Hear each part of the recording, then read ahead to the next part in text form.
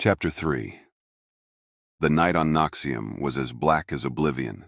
The twin moons hung low in the sky, casting weak, silvery light over the desolate landscape. Wind howled across the barren plains, carrying with it faint whispers that were impossible to pinpoint, but impossible to ignore.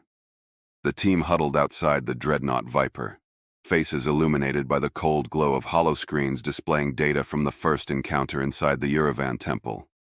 Ryla stared at a shaky playback of the obelisk, the liquid face forming and twisting as it spoke. Her jaw tightened as the whispers from the recording filled the silence around them. "It knows you are here." She repeated softly. "What the hell does that even mean?" Kyle leaned over her shoulder, his glowing cybernetic eyes flickering faintly as he processed the data. Whatever this veil is, it's sentient. That much is clear, and if the Uravan couldn't contain it, we might already be out of our depth. Might? Vex rumbled, crossing his massive arms. We're out of our depth. Period. Yara, standing apart from the others, gazed at the temple in the distance. The bioluminescent veins running along its surface seemed to pulse in rhythm with the whispers on the wind. She turned back to the group, her voice firm. We don't have the luxury of running. Whatever's in there isn't just a local threat. You heard what the obelisk said. It's a fragment of the void. If we leave this unchecked, it could consume more than just this planet. It could consume entire systems. Vex snorted. Then let it. This is Dominion territory. Let your overlords deal with it. Yara's icy glare silenced him. And how exactly do you think the Dominion would handle this, Vex? By sending in more soldiers to die? By turning this planet into a tomb and praying it works? No. If we're here, we finish the job. Kale cleared his throat, breaking the tension. There's something else. I've been analyzing the data from the obelisk. Its energy signature matches traces we found in Dominion artifacts. Ancient ones. It's possible the veil has been influencing civilizations for millennia, maybe even longer.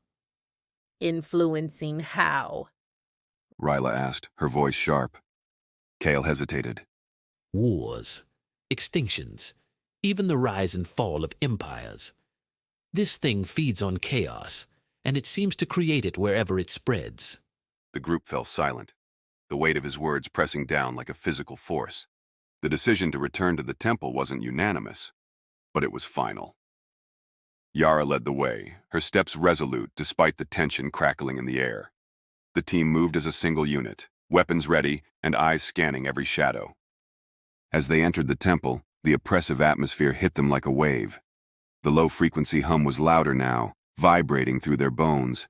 The walls pulsed faintly, the veins glowing brighter as if aware of their presence. "This place is alive." Ryla murmured, her voice barely audible. No, Kale corrected, his cybernetic eyes glowing brighter as he analyzed their surroundings. it's worse than that. It's aware. They retraced their steps to the central antechamber, where the obelisk still stood, its liquid surface rippling. The whispers returned, faint and fragmented, but unmistakable. Help me. Yara stepped forward, her weapon raised. We're back. What do you want from us?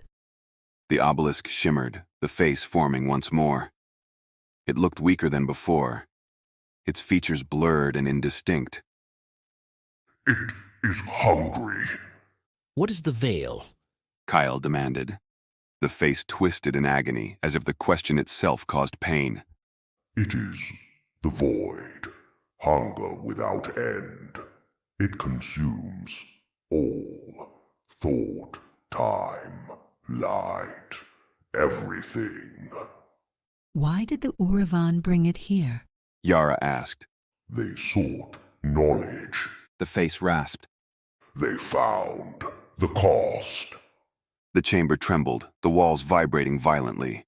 The obelisk's surface turned darker, the ripples intensifying. It comes. Suddenly, the air grew thick and the shadows in the room seemed to solidify. From the corners of the chamber, the shadow creatures began to emerge once more. Fall back. Yara shouted. The team opened fire, but their weapons had no more effect than before.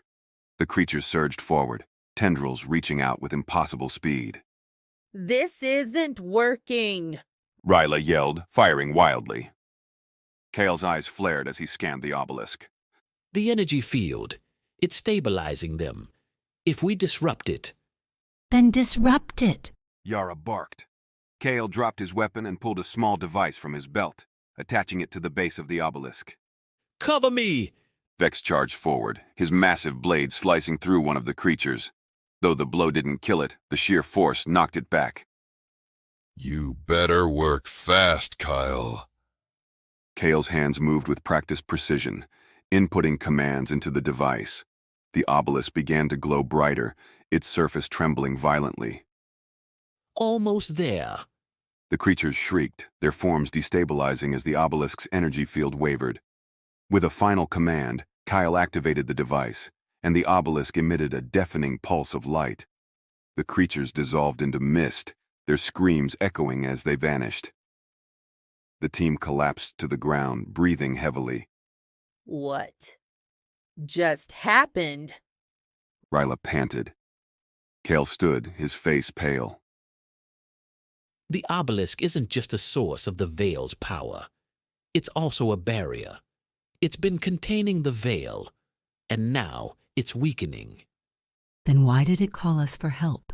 Yara asked. Kale hesitated. I don't think it called us for help.